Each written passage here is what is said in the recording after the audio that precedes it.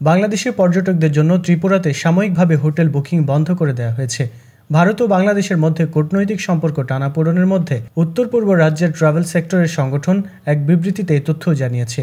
বাংলাদেশের পর্যটকদের জন্য হোটেল রুম বুকিং বাতিলের পাশাপাশি রেস্টুরেন্টেও খাবার সরবরাহ করা হবে না বলে জানানো হয়েছে। All Tripura hotel and restaurant মালিক সংগঠন এক বিবৃতিতে এই তথ্য জানিয়েছে। সোমবার শত শত লোক ত্রিপুরার রাজধানী আগরতলায় অবস্থিত বাংলাদেশের সহকারী দূতাবাসে প্রবেশ করে হামলা চালায়। এরপরই ত্রিপুরা হোটেল অ্যান্ড রেস্টুরেন্ট মালিক সংগঠনের পক্ষ থেকে এমন বিবৃতি দেওয়া হয়।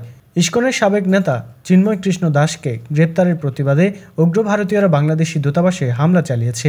প্রায় 50-এর অধিক লোকজন ঢুকে আগরতলার বাংলাদেশি দূতাবাসে হামলা চালায়। এই সময় দূতাবাসের কর্মকর্তারা আতঙ্কিত হয়ে পড়েন। এই ঘটনায় ভারত সরকার গভীরভাবে দুঃখ প্রকাশ করেছে। এছাড়া দূতাবাস এবং কূটনৈতিক মিশনকে হামলার লক্ষ্যবস্তু করা উচিত নয় বলে বিবৃতিতে উল্লেখ করেছে। এদিকে আগরতলায় বাংলাদেশের সহকারী দূতাবাসে হামলার ঘটনাকে পূর্ব পরিকল্পিত উল্লেখ করে প্রতিবাদ জানিয়েছে অন্তর্বর্তী সরকার।